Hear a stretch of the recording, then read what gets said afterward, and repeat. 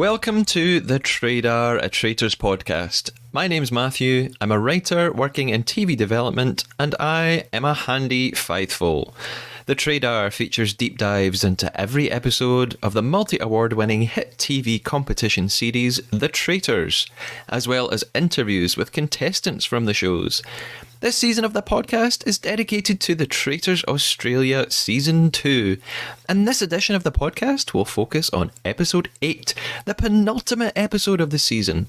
I have a fantastic guest returning co-host to help me do that, but before I get there, it's time for some Traitors updates in TT News.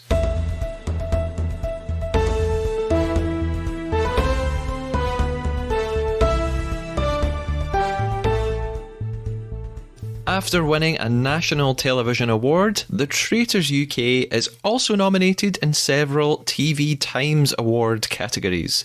The show is nominated for Favourite Entertainment Show, Favourite Presenter for Claudia Winkleman, and spoiler, if you haven't watched The Traitors UK, skip ahead about 10 seconds, Favourite TV Moment for Wilf being revealed as a traitor. You can also take part by voting for your winners at futureevents.uk/TV Times. Voting closes on October the 10th, and the winners will be revealed shortly after that in an edition of TV Times. Next, some updates on new seasons. Firstly, as I've already reported on, filming is currently taking place in Scotland for the Traitors UK Series 2, and as I predicted, the Traitors US will film shortly after that.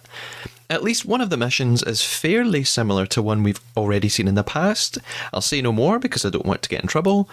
Meanwhile, Series 1 contestants Meryl, Hannah and Wilf were interviewed on the red carpet at the National Television Awards by the Radio Times and said that not only will they be watching Series 2, but that they are 100% up for an All-Stars version and would come back for it.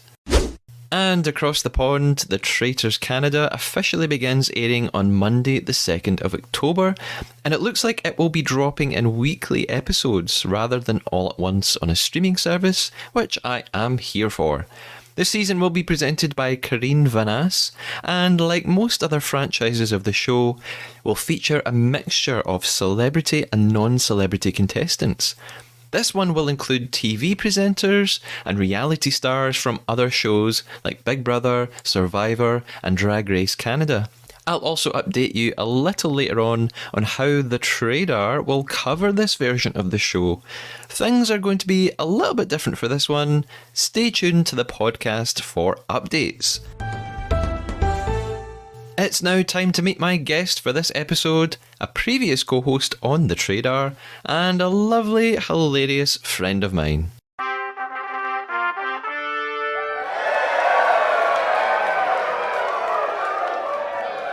My guest co-host for the penultimate recap episode of the Traitors Australia Season 2 is returning guest Chris Weir. Chris is a stand-up comic who performs regularly around the UK and was a 2022 finalist in the Leicester Square Theatre New Comedian of the Year. He was also a Scottish Comedian of the Year finalist and Best Newcomer nominee at the Scottish Comedy Awards. On top of all this, Chris is now changing the TV landscape one pitch deck at a time as a TV development researcher extraordinaire. Welcome back to the Traitors, Chris Weir. Chris, how you going? Hello, how you going, mate? Do you have I was gonna say hello, Traitarians or something, but do you have like fan names for your listeners? If I do, I don't know about it. Okay. So you can invent one. You're a creative person. Maybe the fans should get in touch. Hey, we're being interactive.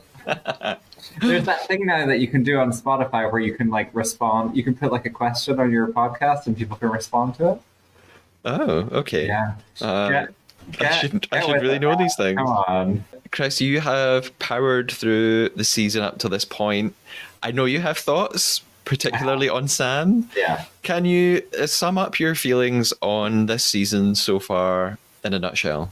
Sure. I think this season I've just been incredibly frustrated because it's like the faithfuls are so bad at finding traitors, and the only one they have found is because another traitor told them to go for. Like, they would have never gone for Ash if it wasn't for Sam. And the only reason I'm not rooting for the traitors themselves is because Sam is the worst contestant I think I've ever seen on this show. I hate him.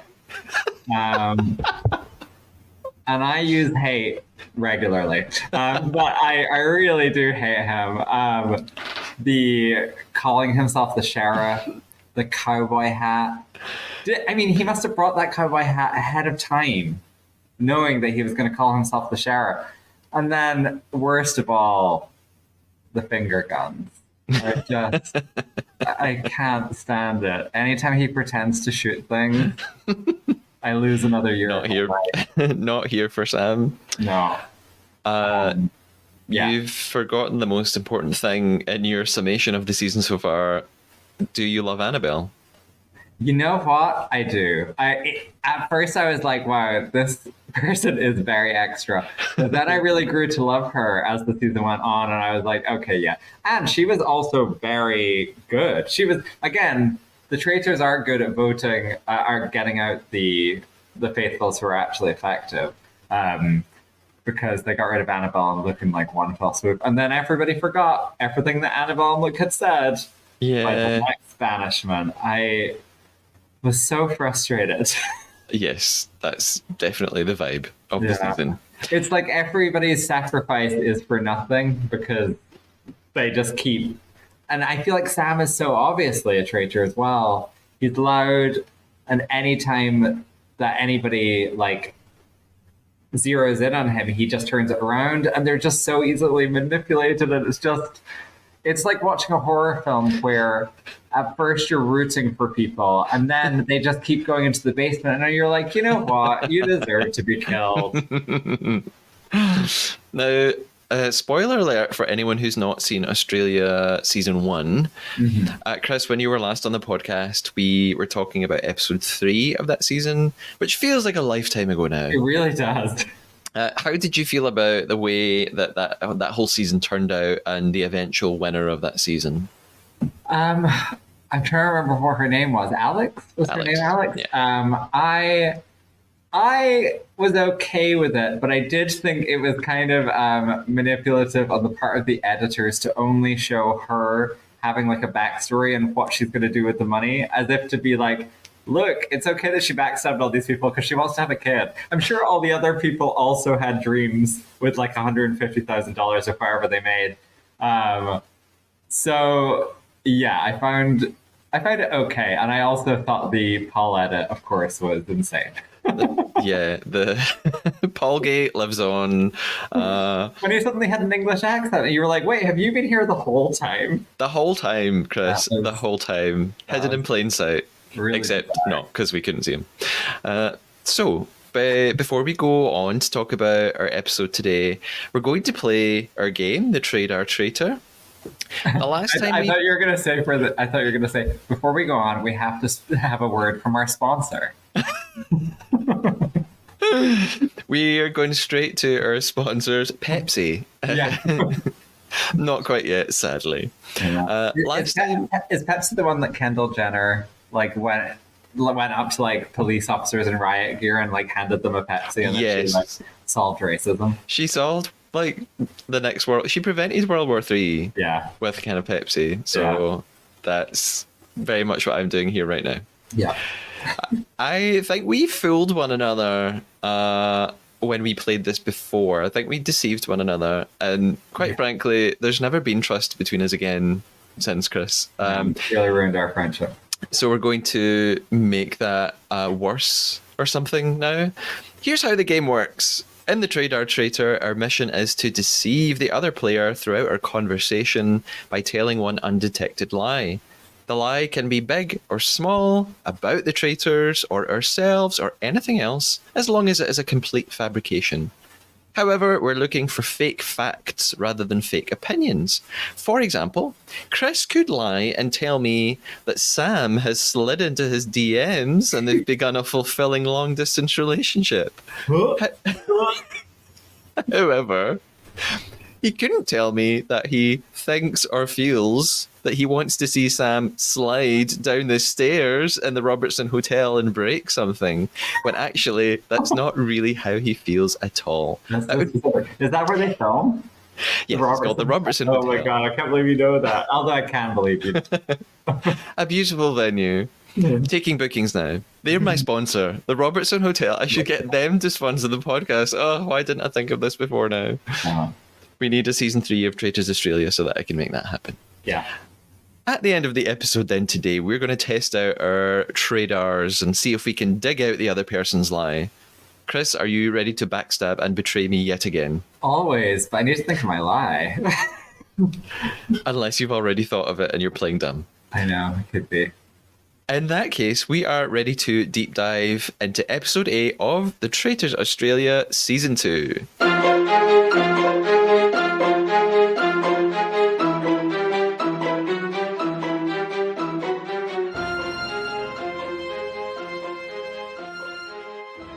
So in our recap at the beginning of the episode, we're reminded that Camille has been recruited recently with this great line, "You gotta be joking me." Which I love watching over and over again. Yeah. There was no murder in the last episode, so everyone made this wild, mad assumption that Sam must have been the intended murder victim because he walked in with the shield, and that's the only possible explanation that they all jumped to. Still can't quite get to the bottom of that. Yeah. And towards the end of the episode, Sam seemed to somehow turn everyone on Keith. And it worked, of course. Goodbye, Keith. Another faithful gone too soon. Keith is an angel in heaven. So, we start our episode 8 at breakfast, and there are only 6 chairs left. And there's a 50-50 split at this point. It's wild. We have 3 traitors, 3 faithful. What's going on? But they really don't realize that there is a 50-50. They keep thinking there's only 2 traitors left, and I'm like, oh no, you're already almost lost. Okay. Yeah. And it's because they did something that they did in the first season as well, which a lot of people think is a bit unfair. I mean, to be honest, I don't think it's making a difference to this group of faithfuls, but Roger isn't telling them when there's been a recruitment, so they're kind of none the wiser. Yeah. But I don't know if that really is making it. Probably at this point, the producers were like, we could do anything and they won't know what's going on, so it doesn't. I don't believe this group of faithfuls can count. So I don't think it would make a difference. Probs not. We see Sam leaping down the stairs like Willy Wonka, inviting people to his factory. He says this sort of horrible, smug prayer for all the people he's murdered and banished. I know. If ever there was a moment for God to prove his existence and just throw a lightning bolt at someone, that would have been the moment. I really wanted someone to have snuck into the room quietly whilst he was doing that and overhear him. I know. Although again, do you know what? Someone could have snuck in, heard him saying that, and still been like, what a faithful guy. Yeah. I don't think it would have mattered. Liam arrives next, and I just, at this point, thought, how the hell is Liam still in this game? He reminds us that they have only banished 1 traitor the entire show, and there are only 2 episodes left. I know. It's wild. Well, I mean, I think Liam is still in the game because he is so blindly in favor of Sam, right? Well, yeah, I guess. And Sam told him that he'd been in the army or something. There was an episode where he was like, well, Sam was the first person to tell me he'd been in the army. So then I knew he was the faithful. And I'm like, what? I don't remember that. Oh my god. Yeah. I guess Sam could probably tell Liam anything and he would believe it. So makes sense. I even thought at this point, you'd think statistically they'd just have managed to get out another traitor by I know. by maths. And they've somehow avoided them all one by one. It's wild. So tonight, statistically, the chance of getting out a traitor is 50-50. So at this point in the episode, I was thinking, surely to God, tonight is going to be the night. Come on, they can get another one. But actually, also, if the traitors actually stuck with each other, it would be impossible to vote out a traitor. That's true. Yeah, we're relying on a traitor at least one traitor turning on one of their own in order to like create a majority. That's true. But even at this point, I was still thinking that was going to happen. How naive! How Well, naive! yeah. of Well, me. I mean, Sam immediately starts talking about Blake again, and I'm like, here we go. Yeah. He's also very smugly eating a watermelon and being just super villainous. And I wonder if he is just like this, like if this is the real Sam, or is it completely a persona that he's putting on? I wonder. Do you think outside of the hotel he never eats watermelon? I think he hates. I think he's probably allergic to watermelon. Yeah. That's how deep into character he is. He's full method. And I wonder if, well, I wonder, it's probably very obvious that this must be why he was cast. Like, he's probably a casting dream, actually. I think if he auditioned and behaved like this, I would be like, this guy's a bit insufferable, but is going to be great on TV, especially if we pick him as a traitor. So I can understand why he's on the show. You know what? I think he was cast because one of the casting people had this friend, and she was like, I used to date this guy. He was a full sociopath. He would be perfect for the Traitors. I think that's how it's like everybody in his life should be terrified, but for casting, a dream. Yeah. I also think they had a cowboy hat and they were like, we really want to use this season. Who could pull it off? And who really likes being a sheriff? We found this guy who loves being a sheriff and doing finger guns. Guys, we can use the hat. So that would make sense actually, because I feel like it didn't fit his hat properly. Like, he has a small hat, and that was a big hat. I'm certain that is not his hat. Like, surely to production, he kept talking about being a sheriff, and they were like, get a hat, and give it to him. No way did he bring that with him. But perhaps I'll be speaking to Sam soon, and maybe I can ask him these questions. Really, of all the questions I could ask, I'm going to be like, Sam, number 1, is that cowboy hat yours? Number 2, do you like watermelon? Yeah. Number 3, how many women have restraining orders against you? Sarah arrives next at breakfast. Sam asks everybody what's on their minds, what are they thinking about, who are they suspicious of. Liam says... What do you mean by what's everybody thinking?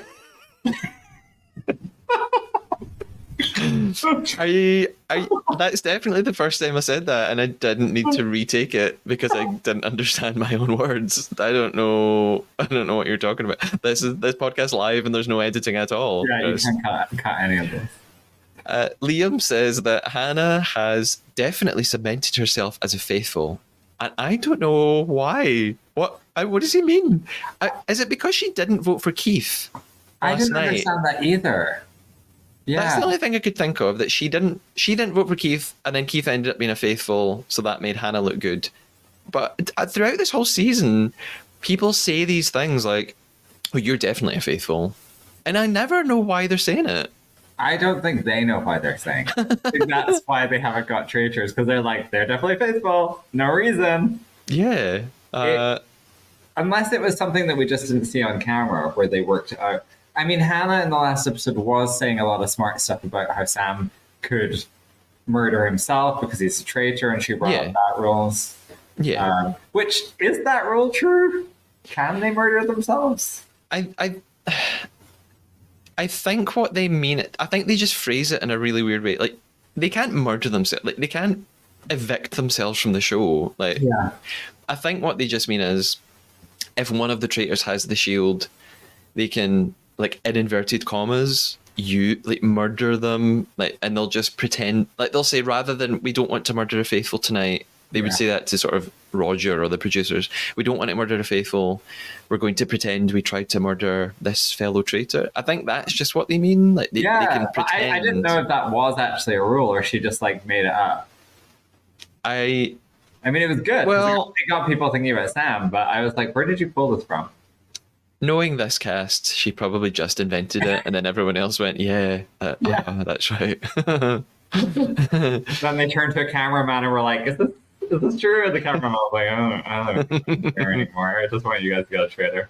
Did we win yet? Yeah. The cameraman was just like, "It is Sam," and they were like, "Okay, who could the traitor be?"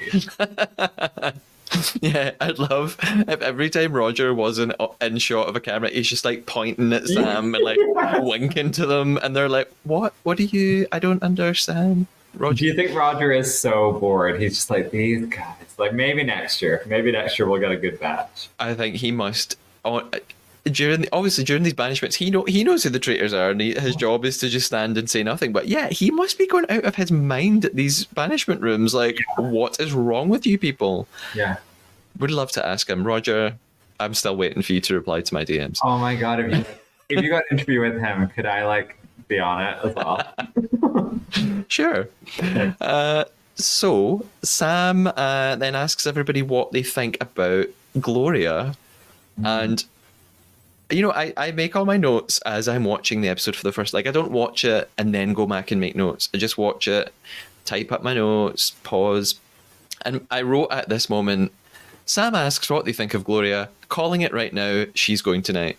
Like, I just know as soon as Sam mentions somebody to the others, Yeah. and the fact that they're showing us this in the edit, I just think now you can read the clues as a viewer. It's like, all right, well, she's going. That's why they've shown us him saying that. I did not pick up on that. It's like Sam just needs to breathe somebody's name, and everyone is like, yes, let's do it. And I don't know why they haven't noticed this pattern of him repeatedly doing this. I know. They kind of, I've mentioned this before on the podcast. Sam seems to have this reputation of being this season's traitor hunter, and I think he did it one time. He did it one time in episode 3. He hasn't since then. He has also voted out faithfuls, so I don't know why you're all still so insistent that he's amazing. Also, since then, Annabelle literally said to the group, like, I think he did that because he's a traitor and he's trying to draw attention away from himself. Yeah. Like, she pointed out. I love that she also came on and was like, I've watched every episode of like all the traitors. I've listened to all the podcast. Shout out to this one. But so she like had literally studied traitor behavior before being on, and then nobody listened to her. It was so frustrating. Yeah, she's a super fan. Yeah. Hey, Annabelle, if you're listening to this, you're great. Oh, she will be. She will be. Hi, Annabelle. Liam asks then what they think about Blake, and Sam's like, And this was his plan in the previous episodes. His plan had been to get Keith out and then turn on Blake. So I think when Sam hears Liam mention Blake now, he's thinking about like, oh, should I? Yeah, maybe that was my plan. Should I turn on Blake? But I know that he's got Gloria in his sights at this point. Yeah. Gloria arrives next. She's still very much focused on Blake as well, or Sam, because she's now paying attention to Hannah's correct theory from yesterday about how a traitor could pretend that they had murdered themselves and all that stuff. Yeah. Also, I noticed that there's a Traitors First here. Well, certainly in the Australian and UK and US versions. So we always have this pattern at breakfast when I know what you're gonna say. Yeah, we're waiting for two people to arrive, one of two people, and it's always the last two people we heard the traitors discussing the night before. But so at the end of the last episode, Gloria and Hannah were the sort of murder possibilities, but they've let them arrive in a different order today. So actually, they haven't kept Gloria until last. I think that's so that you can't like the contestants can't figure out who the traitors are, because if they did, they would always be able to tell. Like the last two coming through, whoever came through last, you would know that they weren't a traitor because of the way that they produced the show. Yeah, I wondered that as well. If like. Well, first of all, as a viewer, I think we basically know that Hannah's murdered already. I think we now know we don't really need to wait any longer as a viewer. Yeah. Camille still hasn't arrived, but yeah, we know that. Well, shit, it's not her, so Hannah's gone. And yeah, I wondered the same as you. Maybe, and this is complete speculation. I wonder if on set production were like, oh shit, I was going to say the faithfuls are figuring it out. But I wondered if they thought, oh, maybe we should change it a little bit just in case any of them. You never know. Maybe No, the night I before. think you're right. I feel like I saw an article that came out after the UK version where somebody pointed out that you could basically just figure out from who came through at breakfast because it was Yeah. never a traitor left. Yeah. So maybe now that everybody has had one season of the show and they're aware that there are people like Annabelle who are like learning how it runs, they're changing it. Yeah. It's just funny that they've waited until episode 8 to do it. Yeah, that's true. That is true. It's a bit late. I also wondered, very cynically at this point, I wondered if it was a tactic to make sure Camille stayed in the game, because I wondered if they thought, right, we'll leave Camille to the last person. That'll make the others sure that she's faithful. Yeah. I mean, again, I'm being very cynical. That I wonder if they were kind of tampering with it. Like, we like Camille and we want her to be in it to the finale. What's the best way we can do that? Let's make her arrive last at breakfast, just in case any of the others think that makes her a faithful. Possibly. I mean, it didn't work on Liam, as we know by the end of it. True. We go back to Gloria. Gloria is out to avenge everyone who has gone because of Sam. She's finally like piecing it all together, thank God. She's like, it's the second last episode. I've decided to try. Yeah. I mean, to be fair to Gloria, she has actually been very suspicious of Blake for a while now, and she's been voting for him. So at least she has been getting it right. I just wish she had picked Sam rather than Blake to always go after. Yeah. And although I kind of already suspect that Gloria's going to go home at this point, I did think if she could pull off some sort of Sam blindside, it would be amazing. But I know that she won't, but I live in hope. Yeah.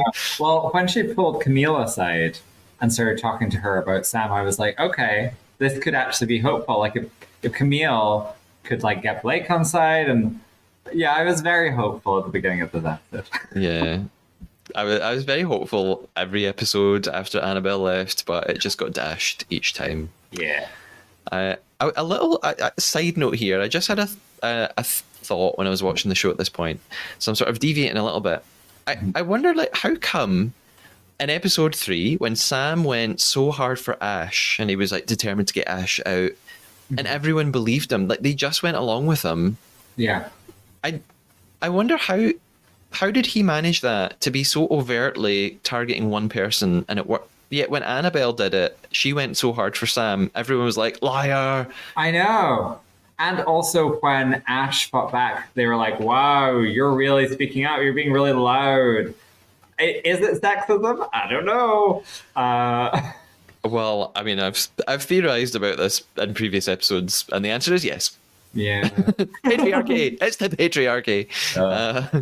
So yeah, it's exactly what I've written next is, did Sam just get there first, or are they all suffering serious unconscious bias and hate for women? I think it's that. I think they all need to see the Barbie movie. Absolutely. They should have just stopped production and be like, guys, we think you need help. Here's Barbie. It's out. Let's go watch it. And Margot is Australian, so yeah, it would work. Imagine Margot Robbie just came to the house and like, guys, I got to teach you about misogyny. Anyway, weird side fantasy that I just had. Back at breakfast, Blake arrives next. He's saying to us in his interviews that he still can't trust Sam. I'm thinking, correct, Blake. And then Camille arrives. Sarah does this thing she does at breakfast quite a lot, which is to just scream. She just is like, oh! Like, literally screams. They realise that Hannah's gone, and everyone starts going on again about how they knew that Hannah had been a faithful. And again, I'm just like, how? Like, have they edited out some magical reason, or are they just talking absolute shit? I don't know. I think it's another cameraman hint. Yeah. Another cameraman leaned in and just went, she's a faithful. So Gloria is now absolutely sure about Sam because she thinks it's too much of a coincidence that Hannah raised suspicions about him and now she's been murdered off. So Gloria's like, it's Sam, I see what's happening, I've got it. Roger arrives. He reminds them that another two faithful are gone. And Keith, when Keith was banished, he told us about his police background. So Roger brings this up and he says, if he couldn't figure out the truth, how on earth could the others?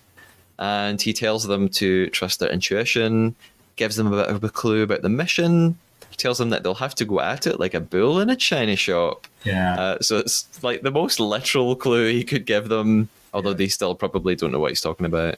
Did you also notice during this moment where he said, the rest of you don't have 30 years of police experience? It like cut to Camille, who has had like 30 years of law enforcement. So I almost felt like he was hinting to her to be like, pick up your game, girl. Yeah. I mean, she's already a traitor, but like, she's not with the most trustworthy other traitors, so.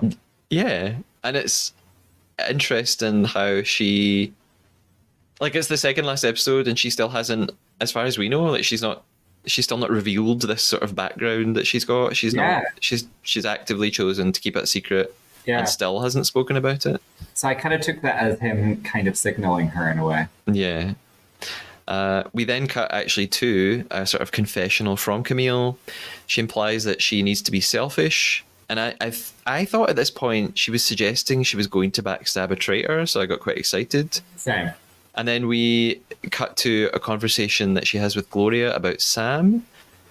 And again, Gloria's figured it out. She's figured out that Sam and Blake are the traitors and that, Sam is on the rampage. And it's so infuriating to see someone get it so right, just like Annabelle and Luke. But you already know it's probably just going to be ignored. Like with Liam and Sarah around, you can bet that like a really good theory is just not going to take off. Yeah. And Camille realizes that out of Sam and Blake, she trusts Sam the least, and she doesn't want to end up with Sam at the end only for him to betray her. Foreshadowing? I wonder. We'll see. So we move on to the mission for today, the silver mission. Liam, I love it. We cut to this segment of the show, and Liam's still trying to figure out the bull in a china shop clue. He's like, a bull in a china shop. He's still like heard this one thing 3 hours ago, and he's still processing it. I know. It's like, Liam, just wait for it to happen. You're gonna.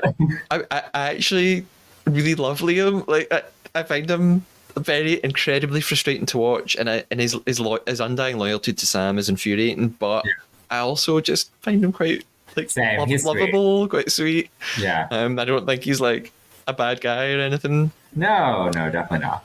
If anything, he's just too trusting. Yeah, and what an endearing quality to have.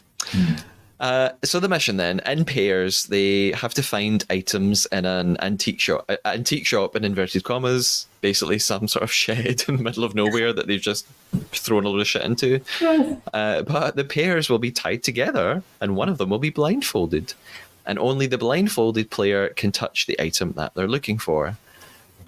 This feels like some completely different wacky show, like a kids show or something. It does, but I thought it was quite a fun challenge. And like at first I kind of thought they're obviously set up to fail, but I thought they were going to have like all of their money deducted, and I was like, why are we even doing this? But you know, I thought it was fun. And also I like that this season Roger is being a lot more playful. Like I think he's having a lot more fun with it. I laughed when they arrived at the challenge and Roger said something and Blake just goes, Roger! I'm here for Roger. Everyone knows this. Like Roger's a huge appeal of the show for me. I like the mission too. I thought it was fun, and even though it's not like big scale, like it's incredibly budget, I just think it's quite fun because it's you can kind of imagine yourself doing the mission. Like you can think, oh, this would be really funny to do.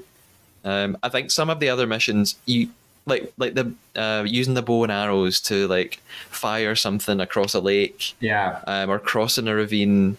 I'm like, I can't imagine doing that. Whereas this is like, it feels like a party game or something. So that's quite fun. I quite want to try the axe throwing. That looks kind of fun. Yeah. this one inspired the line from Gloria, "We have booties and boobies." So I enjoyed that. I've got that quote written here. We have booties and boobies. Yeah, it's like this madcap mission. Camille and Sam are paired up at one point. They've got to get a teapot. Sarah and Liam my have got to find a God. fishing rod. When Sarah and Liam are paired up, holy shit, Liam is just dragging her around, like knocking over fucking everything possible. As well. I was laughing my ass off at how shitty it was. I honestly think that should be entered into his legal record, and like he has to keep away from like 50 feet away from anyone with a sight impairment for the rest of his life. He is that dangerous.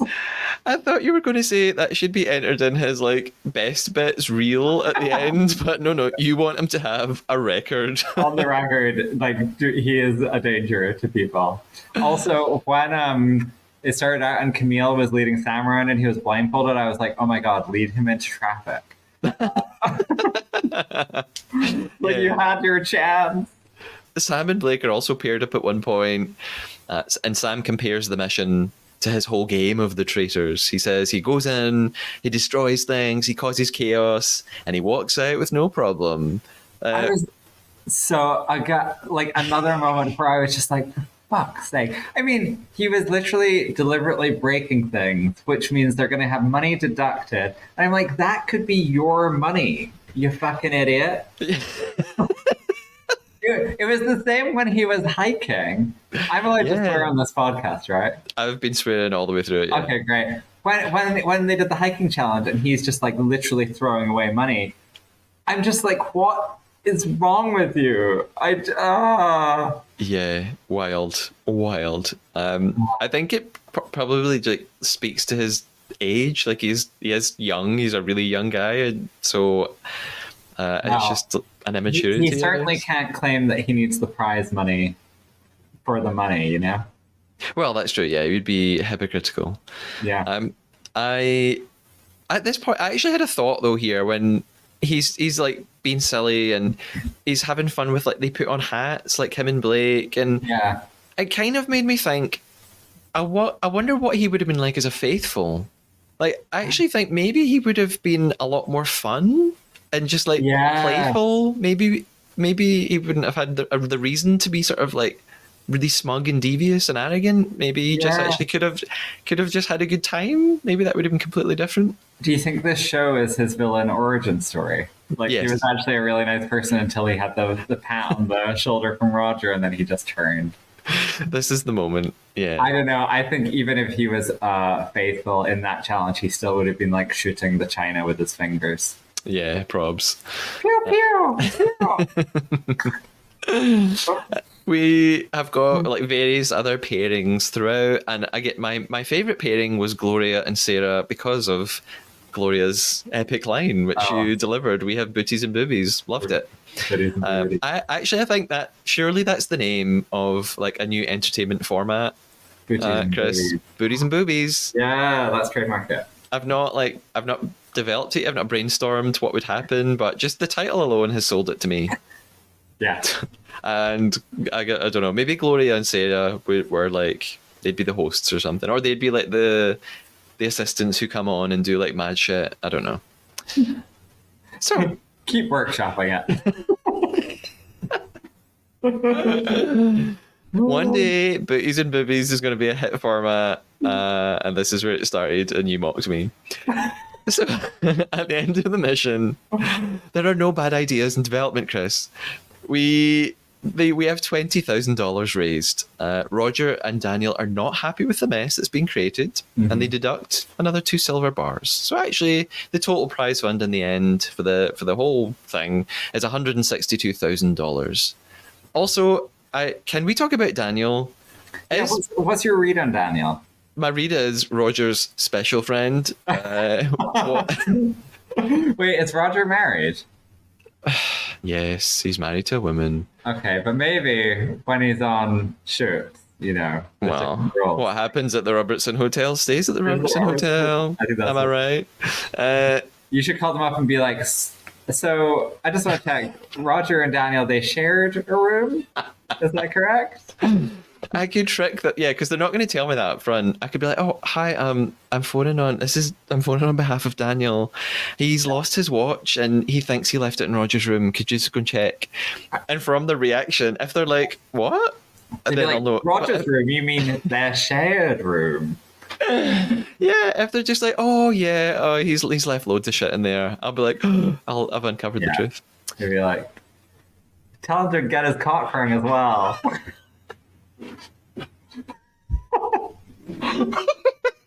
You should see if you could interview Daniel. I What is mean, his contact? I do swear on this podcast, but I don't know if I should keep that in. What if the format was called Booties, Boobies, and Daniel's cock ring?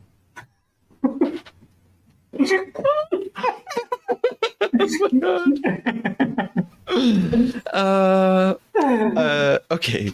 The Traitors podcast is sponsored by cock ring. Wait, no, let me try again. The Traitors podcast is sponsored by Love Honey. Do you love honey? Well, we don't sell honey. We sell sex toys. This is your podcast now. I'll get cancelled. Sam will be like, "I'm not coming on this anymore." Phil. Yeah, this isn't classy enough for me. Yeah. My hopes of getting Roger will be dashed. It'll be like far too lowbrow, disgusting, 1 star. Oh my god. Okay, so we return to the hotel after the mission. Hey, Matt, what's the name of the hotel? It's the Robinson. The Robertson Hotel, proud sponsors of the Trader. Liam is suspicious of Camille and Blake, which is pretty good, but by law of averages, he was going to guess right at some point. Yeah. Then, I think they all know that Sarah could never be a traitor. yeah, I think that's the one certainty for sure. Yeah. Then he, although just as I'm thinking like, oh, Liam, not bad, he then says that he knows in his heart that Sam is a faithful. To quote my previous guest, Alan, sure, Jan. Liam and Sam. Well, I think he's quoting something as well. Oh yeah, it's from the Brady Bunch. Yeah, I quoted like a person who quoted something. Why didn't I just say to quote the Brady Bunch? Yeah, Weird. that's what I was wondering. I was just giving Alan a little shout out. That's all, because I love Alan. Liam and Sam seem to be aiming for Blake tonight. So not looking good for him, because, anytime Sam even suggests somebody, it's not good. Yeah. Meanwhile, Gloria wants to get Camille and Sarah on side with voting for Sam. We hear from Camille. Camille says, in a game like this, when you're not part of a plan, you are the plan. And I think that's so true, like very insightful. So she realizes, basically if she doesn't join in with this plan, maybe that's not, like, it's probably better to be on the inside of something than to not know what the hell's going on, because then you're the target. She reasons with the other 2 women that at least one remaining traitor is probably male. Mm-hmm. And I actually thought that's probably quite a logical assumption. I mean, maybe it's not. I mean, of course they could pick 3 traitors who are not male, but it's probably quite likely they've gone for a mix. And so I haven't heard anybody say something relatively logical like that so far. I know. It's so hard to be logical when you're discussing the traitors, because you're just going off like behavior and how you're interpreting other people's behavior. Yeah. But I do think that was right. That was a good point. Yeah. I was so glad that they were like finally discussing Sam pre-banishment. But all I could think, and I wrote this before I saw the rest of the episode, all I could think was, I wish you guys would just do that thing that they've done on other seasons of The Traitors, where you blindside someone. You don't discuss it at all at the table, and then you just all write their name. Yeah. Because like every single time anybody has ever mentioned Sam, he just turns it around. And I was like, don't mention him because he's too manipulative. You can't actually talk to him. Oh, anyway. Continue. Absolutely. No, yeah, there have been several opportunities for them to do that, and you go into the banishment room as a viewer thinking, oh, they're gonna get him now. Yeah. They've discussed it.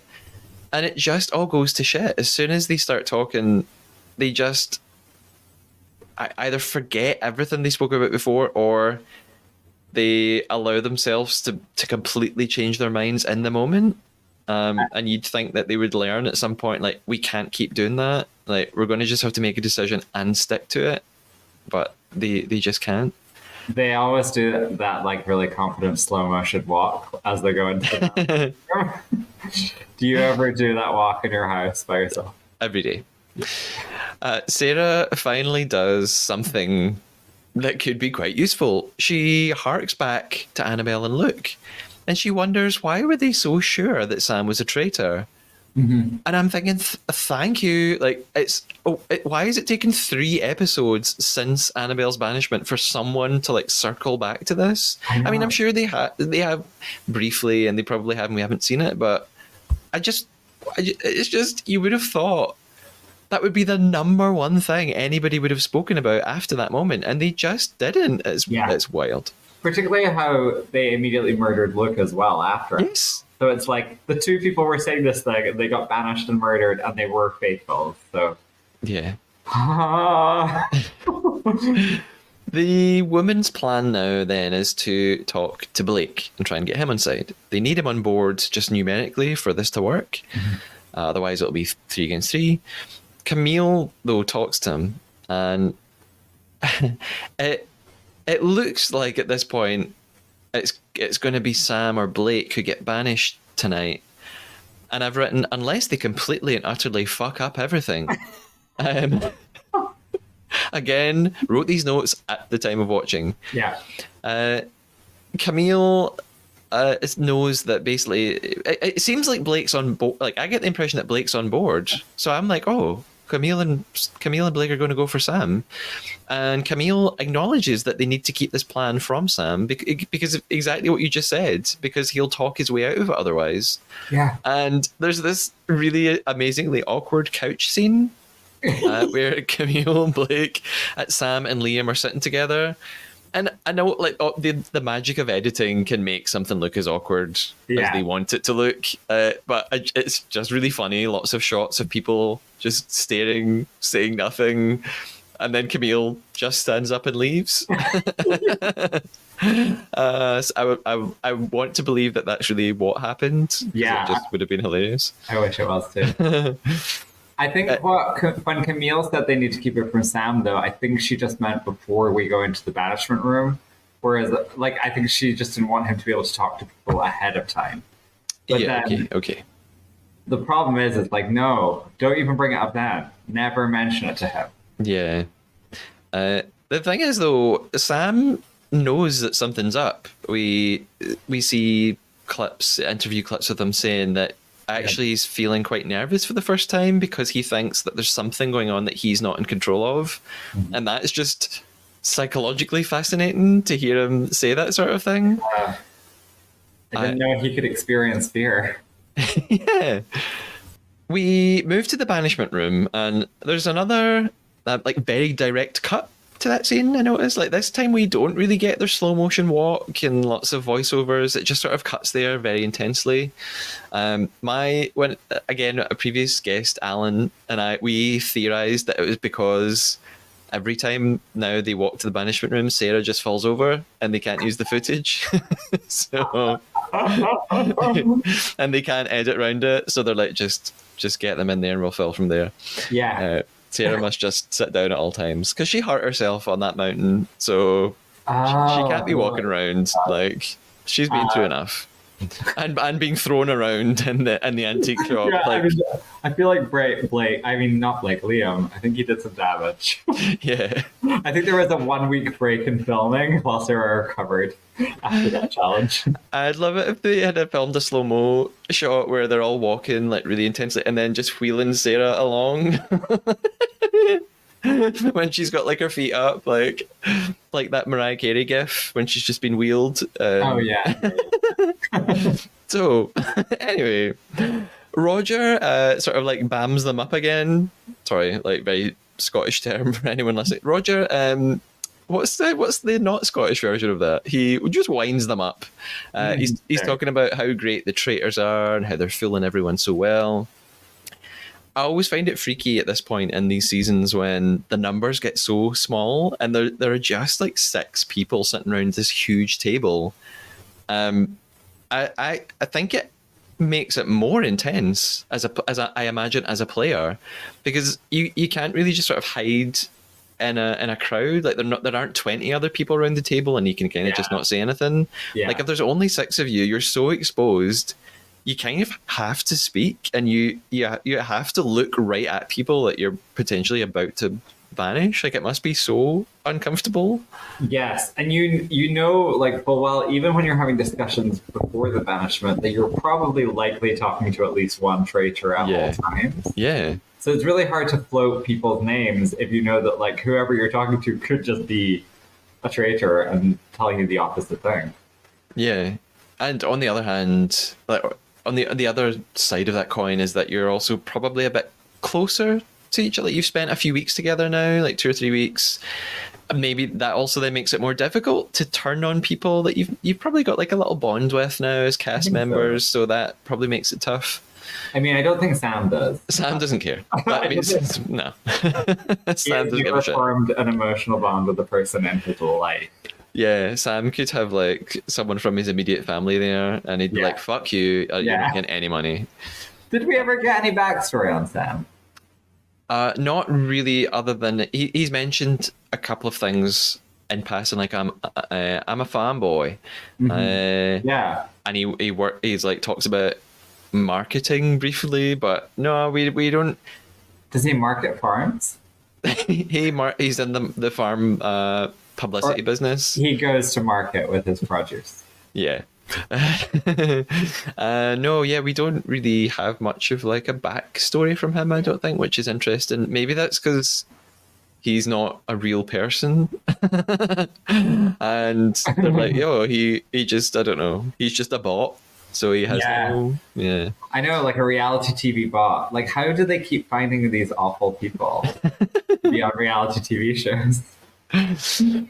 So the discussion starts, and Gloria begins it today. She gives them this pep talk about how they've got to get a traitor, like it's now or never. Because if they get it wrong now, you know, they might as well just leave. Like this is the last chance to even things up or give them any fighting chance of getting anywhere in the final. She then just says she thinks it's 2 guys. Sarah agrees. Blake says, at this point, I think it's pretty obvious. And I don't know what he meant when he said that. I wonder, did he mean it's pretty obvious it's 2 guys? Or I thought, oh, is he about to name Sam? Is this him turning on Sam and going to be like it's really obvious it's Sam? Like, so I found that quite ambiguous. I took it to mean it's pretty obvious that Roger and Daniel are hooking up. And it's just a weird way it's been edited, but I'm pretty sure that's what he was talking about. Yeah, it's got to be. Makes sense now. Okay, thank you. You're welcome. There are various shots of Sam as well at this point looking like nervous AF. So again, I kind of started to think, oh shit, like Blake's going to turn on him. Something's going to happen here. Gloria eventually, after she talks for fucking ages here, by the way, she eventually names Sam. And she says that he turned everyone against Keith last time. Keith got banished. Sarah chimes in and like agrees with Gloria and brings up the shield thing. Like, oh yeah, Sam, you could have just pretended you were the murder victim and actually you were fooling us all. And Sam does what he does really well, which is responds incredibly calmly. Like he doesn't really lose his temper.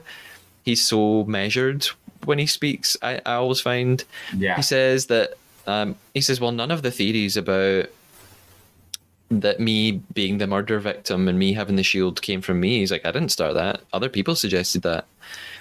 And then he turns on Gloria and he says, Gloria, you're the least obvious traitor, so maybe it's you. And then there's a shot of Sarah like nodding, and I'm like, no, I know. And then Sarah takes over. She just like absolutely takes what Sam feeds her. And she starts asking, why has no one ever written your name, Gloria? Maybe we've all been blindsided by how quiet you are. And then Blake jumps on it as well. And Sam is just clearly loving it. He's like, ha ha ha, worked again. Yeah. And then the discussions just stop. Yeah, it was really, really brief. I'm like, did they cut a lot, or did they just decide that they had nothing else to say? I assume they just cut it like that. Like I from what I understand from talking to cast members, like these scenes go on for hours. They always go on and they talk for so long. So I assume that they probably did have loads to talk about, but for dramatic tension, they've just cut it right down. Because when you're at this stage, you would think that you would discuss all 6 people as potentials. And then I'm guessing what happens is to make the episode flow better, they just cut it. But it is insane how quickly, like, they're just off Sam. They're just all piling on Gloria, and she's just like, oh, for fuck's sake. Yeah. And you made a real error there, Chris. You said you would think at this stage, but No. lots of things that you would think would happen don't happen, but I know. nah, not this cast. No, I know they're too dumb. You know what's also always funny is like one thing that always escapes the faithfuls that make it to the end is the reason they've survived is because their instincts are so terrible. Like they're just like, I'm so proud of myself for making it this far. It's like because you were terrible. So the voting begins then. Gloria starts. She votes for Sam. That's not really a surprise. Liam votes next, and he votes for Gloria. Like, why would Liam ever not vote for a faithful? Can I jump in here? Yes.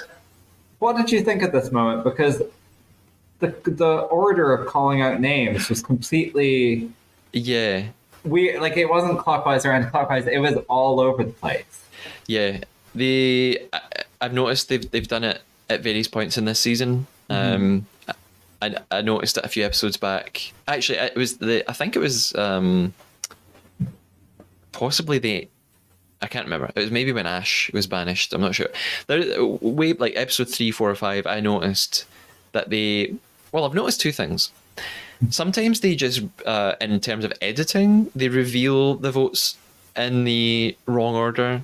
But actually, at least one episode, it's the way they go around the table that's changed, and Roger will tell different people to vote at different times rather than just sort of doing it in a smooth circle. It's annoying me because it feels really overproduced. It's like they know what's going to be the most dramatic thing, and they can't just figure out to go like clockwise or anti-clockwise. Yeah, it would annoy me as somebody as a contestant. Like I think if I was sitting at the table, and if I'm saying. I think I would notice this. I think maybe this cast wouldn't notice this, but I would pick up like, why is Roger telling us to do it in this order? And like, you would piece together like, why are certain votes being revealed, and like, what are they building up to? And you can figure out what's the sort of point of conflict that they're building towards here. Yeah. So I think you could infer certain things from that. So after Liam, it's Sam, and Sam votes for Gloria. Or Gloriae, as he writes it. Sarah is next. I told you the traitors don't know numbers or letters. But... I find it difficult to talk about Sarah's vote. I find it difficult to talk about Sarah voting in general. She takes a massive inhale. I've written, what the fuck is she about to do? And she votes Gloria. If there's one more vote for Gloria, then it means that she's gone. And Camille is up next. At this moment in the episode, I'm assuming it was the same when you watch it. There's this cut to what would be an ad break. Like there's this really intense cut. I actually thought it was the end of the episode. I thought they were leaving it here on a cliffhanger. I was like, no. And I thought, this is not good for my well-being. My heart races when I watch these scenes. And so it turns out that Camille votes for Gloria. Oh my actual God. I mean, it's smart of Camille, I guess, to keep herself safe and just do what everyone else is doing.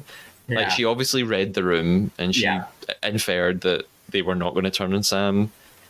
And I get that probably applies to Blake as well, because Blake turns over his slate and he's also voted for Gloria. So he must have seen where it was going. So the reasoning led by Sam is that Gloria, like, she brought about her own demise because Gloria suggested that we should look in the less obvious places. Their reasoning now is, yes, Gloria, we should look in the least obvious places. It's you. Yeah. That makes it like, if she was a traitor, why would she put forth that Yeah. mechanism of figuring out who's a traitor? Like, Yeah. it'd be like her actively pointing to herself and be like, the traitor could be someone like me, and then they all vote for her, and she's like, no, like, it's so dumb. It's so dumb. They never think through any of their thoughts. Yeah, I just think this whole season should be studied, like, because it's fascinating and it's horrifying experiment in how people can ignore the blindingly obvious and just make shit up about other people in their minds. Yeah. Also, by the way, we talked a bit about sexism. We're now in an all-white finale. Like, Yeah. come on. So, anyway. Wait, how many people of color were there this season? More than 2, anyway. Okay. And several of them went fairly early on. So What I will say with the voting is I thought Camille and Blake were smart to go with the tide. Like, I didn't actually disagree with them on that. I think there was a shot where you saw them like looking at Sarah and being like, well, she's gonna fuck this. So like, I think they just knew. I guess, yeah, they were smart to go with the tide, but I do also think they could have tried harder to like agree before, again, like, make this decision between, like, Camille and Blake just get together and be like, no matter what, we have to get Sam out tonight. I know. And like, they knew Gloria was going to go from, and like, they just could have like doubled down on Sarah and Liam. And I know that was really unlikely that Liam was going to vote for Sam, but if they had just gone in so hard, It's like, so weird that they're not, like, Camille and Blake both have said individually that they don't trust Sam, and they've said it together, and yet they're doing absolutely no work to get him out before the final. yeah. And if they were worried about Sarah like flipping her vote in the room, maybe they could have done the opposite of a blindside. I know it's a big risk, but maybe they could have just gone in and be like, I'm convinced it's Sam. And Yeah, then, because if Gloria, Camille, and Blake were all calling Sam out, yeah, if all 3 of them were like, Sam, I'm going to vote for you tonight, and here's why, and then he just can't not turn said it anything else. he can't turn it against all 3 of them. He has to pick one of them. Yeah, yeah. I mean, I get he could have been like, oh, that's because you 3 are the traitors. Yeah. He could have done that, but I don't know. It's a risk, but maybe all 3 of them could have just been like, Sam, it's you. I'm voting for you, and come up with like really, really like logical reasons why it's him that they could come up with because they're traitors and they've got extra perspective in the game. And maybe Sarah would have been like, oh shit, well, if the 3 of them are doing it, they seem pretty convinced. But then again, Yeah, exactly. If you know that Sarah's very changeable, then you just need to be the one who's changing her mind. Yeah, just like double down on it. Yeah. Anyway, Gloria is banished. She stands up. She reminds them how idiotic they've been for voting her out, despite having acknowledged that the traitors were probably men. Also a good point. Yeah. She tells them that they are dum-dums. I do like that. They've taken on this like dummy like phraseology this season. It's fun. You dummies. You big dummies. And yeah, that's an understatement. So off she goes, and I just at this point I thought, and again I watched this, I made all my notes having not seen anything beyond this point. Mm-hmm. And I thought at this point, let's just call it like it is. The traitors are quite clearly going to win this season. Or the faithful are not going to win. There's 3 of them left, and the other 2 players are Sarah and Liam. So come on, literally impossible. And I also think it's harsh, but Sarah and Liam just don't really deserve to win anyway. So kind of don't really care that the faithful are going to lose. Yeah. So, I agree. Like, my only hope is that they, like, Camille and Blake get Sam out rather than all 3 of them. But yeah, there's no way the faithful can win. Yeah, literally my notes at this point were the same. That I'm switching allegiance officially. I'm siding with the traitors, in brackets, sans Sam. So we have this moment actually after banishment where, and we usually get a little bit after banishment, we've got Traitors Tower or whatever, but we have this fireplace segment. So they gather together. We cut to Liam in one of his mivs or his confessionals, and he finally realizes that maybe Sam is the traitor after all. And he's quietly raging about it, like he's really annoyed that he's been fooled. Yeah. Too little, too late, Liam, as Jojo once said. Sam raises a toast to Gloria. Ugh, insufferable, awful. And Liam then does this thing that I just think is so foolish. And he says, I mean, it was like unintentionally very hilarious. Carry on. he says, I already know I'm going, so I'm just going to say who the traitors are. And he points to Camille, and then he points to Sam. And I think, if he had a bit of wherewithal, he'd keep that to himself and either just say nothing at all and still act really ignorant, or maybe like name someone that he didn't actually suspect. But at this point, to just be like, it's you and you. I think he knows that Sarah is completely useless, so she's definitely staying. So he's like, well, I'm going. But and he was obviously so furious at that point. It was so funny when he said what he really thinks under the assumption that he was getting voted out, and then immediately finds out he's getting murdered tonight and he has to stay. I was laughing my ass off. Oh, Liam. But what is really horrible as well is that Sam just stoops so low here by like he turns on Liam, and I'm like, oh, not Liam. Like Liam's been by your side this whole time. Like, and he turns on what you really feel, mate. He's like, Liam, you were the one that brought up Simone and Keith. It's your fault they got banished. And I'm like, no, don't do it to Liam. And then, like you said, Roger arrives. He tells him they're the final five and that he's got a surprise. And I was like, oh my God, Annabelle's back, you guys. But sadly not. He tells them that he wants to reward them and that tonight there will be no murder. First of all, I bet Liam's like, oh, fuck. But also, I bet Sam is like livid because he would surely have had his sights set on Liam for murdered. Yeah. And it seems like now maybe he's a bit worried that Liam, Blake, and Sarah could turn on him. And this is essentially where episode 8 finishes.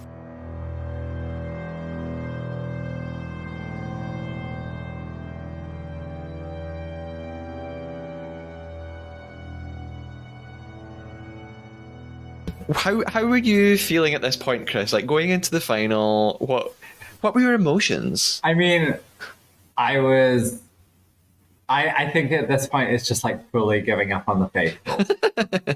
Just like we were rooting for you, we were all rooting for you type thing. I mean, I wasn't rooting for them too much, but I was just if anything, I was rooting for the other traitors to betray Sam and just get rid of him. I just wanted Sam gone. I've wanted him gone for like 6 or 7 episodes at this point. This is still the episode 8, but like almost from the very beginning, I couldn't stand him.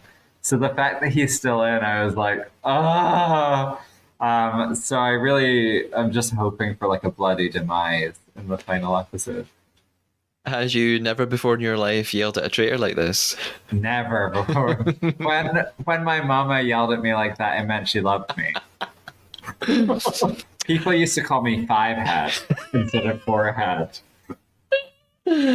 At least you can smize about it. Yeah. So and that's smiling with your eyes, in case you don't know.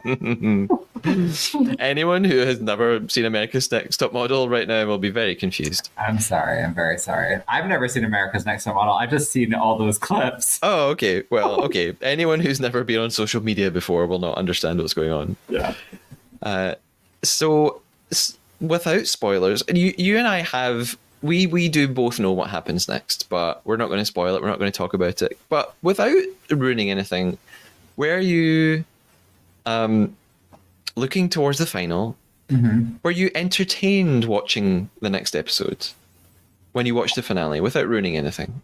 I was.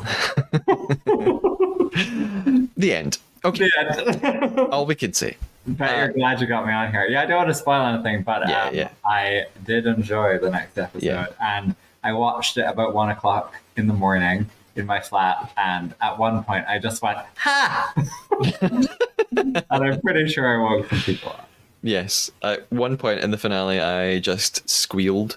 I know that might be weird. Like, why am I asking about the finale if people haven't watched it? I'm only asking because I, from what I saw online, a lot of people sort of almost gave up at this point. We're like, oh, I just don't even want to watch the finale now. Oh, So, and really? I felt a wee bit like that. I was like, oh, I feel like there's no point in watching the end. And yeah, I read there's like Facebook fan groups and stuff, and some people comment and saying, oh, I've just given up now. Like, I'm not even going to watch it. And I think, no, like, No, it's no matter what's going to happen, it's still very entertaining. So watch it.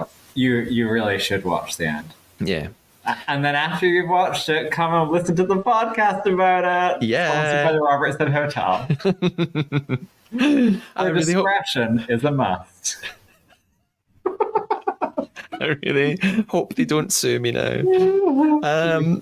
I didn't ask you at the beginning, actually. I normally ask people this at the start. Have you watched any of the... And I'm Cancerian. What a match. I don't know if that's a match. Have you watched I've never heard it called Cancerian before. Yeah, Cancerian. Have you watched any of Traitors New Zealand? No, I haven't. Okay. Do you know anything about it? No, literally nothing. Okay. I will only watch it when I'm invited on a podcast to discuss it. What? I've watched most of it, and what I will say, this is not a spoiler or anything. The faithful are far better in Traitors New Zealand than almost the polar opposite of Traitors Australia Season 2. There's also... Are there any hotties? The fact that I can't immediately think of one means maybe no, but that's completely subjective, Chris. Everyone's beautiful to someone. And how dare you ask me that? Every Roger has a Daniel. Coming next month, actually, will also be Traitors South Africa, Traitors Canada. Have your eyes set on any of those series, Chris? Are you going to find time for all of these? Like, are you going to have to quit your job?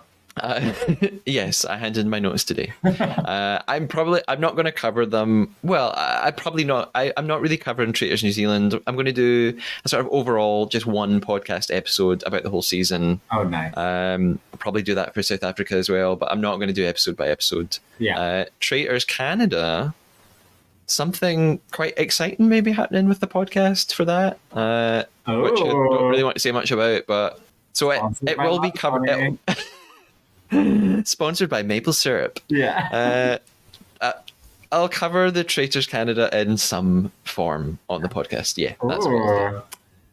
So, before we conclude and we finish our game we've been playing, Chris, where can we find you online? And have you got anything coming up? Any gigs? Where can we find you? We want to laugh at you, Chris. I know. I mean, laugh with you. Thank you. You know what? I'll take either. My handle is at Piece of Weirk, which is annoyingly hard to spell. It's PIECEOFWEIRK. And I probably do have some gigs coming up, but I can't remember what they are. So just follow me on socials and I'll probably post about them. Fantastic. I can't wait to see you at that gig that you didn't describe. Thank you. We've been playing the Traitors Traitor. We've been trying to lie to one another. Chris, I'm really sorry, but I deceived you. I think I told you a lie. Did you lie to me? I did lie to you. Okay. I swear to... Oh, I have one idea of something that you might have lied about. Other than that, I truly... Nothing hit my radar. Nothing struck a chord. I don't really have any idea. I feel like you said something early on that made me think that it was a lie, but I didn't.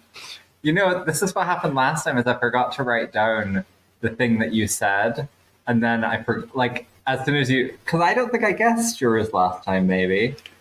Oh, I didn't because you lied to me about like the month something had been filmed. And I feel like this time I had an idea of what it was, but I forgot to like make any kind of note of it. So I don't know what it is. Do you want me to reveal it? Yeah, please. Malaya, actually, I told you within like the last 3 minutes. Oh, okay, then it's not what I thought. There is no Traitors South Africa. I made that up. Oh my god, you're so devious. Sorry. You're such a Sam. Oh, I can't have you in my life anymore. Traitors Canada is coming out in October, but South Africa I completely fabricated. When you review that, you should call yourself the Mountie. Sarah?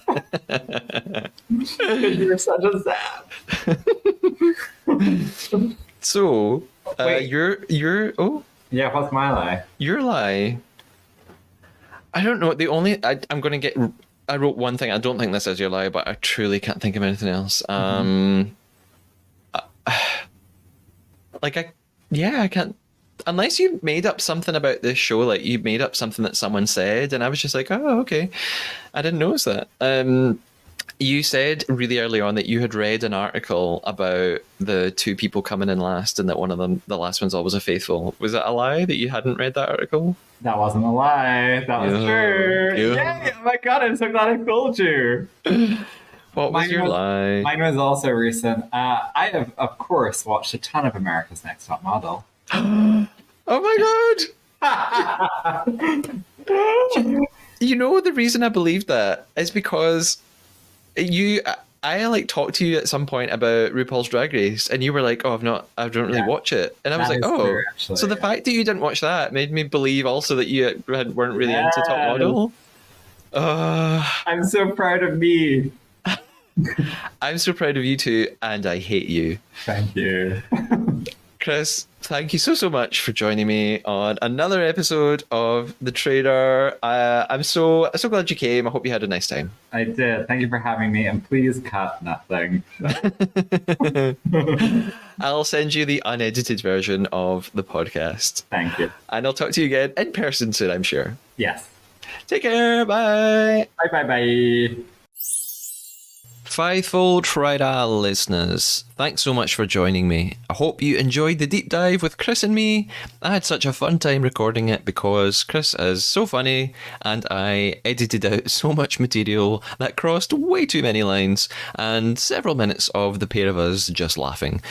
Although Chris didn't mention any upcoming gigs, he sent me a message the next day to tell me he actually does have various stand-up gigs coming up here in Scotland, so I'm going to give you the details. Chris will be performing at Drygate in Glasgow, performing new material on Tuesday the 19th of September, and Chris's beautiful picture is gracing the website ticketing page. And then Chris will be in Edinburgh at Monkey Barrel Comedy. That's a really big Edinburgh comedy club, doing 4 shows over the weekend beginning Friday the 22nd of September. You can buy tickets online or on the door if there are any left. I'll put links in the episode description too. I've seen Chris doing stand-up and he's just brilliant. So Scotland listeners, I highly recommend going to see Chris, and you could definitely say hi to him. Not during his set though, heckling is bad. On to the finale then, and I'm dropping this episode and the next at the same time, so you can go ahead and listen immediately. Just so you know, it is a biggie at about 2.5 hours, because the finale episode of this show is epic. I think you're going to love that episode where I'm joined by another brilliant guest. As always, you can keep up to date with the podcast and Traitors updates on Instagram at the Trader Podcast, or on X at the Trader Pod, or you can email me at thetraderpodcast@gmail.com. Send me a message, a DM, an email, go on, I will reply. They're so much fun to get. Until the next episode, stay faithful.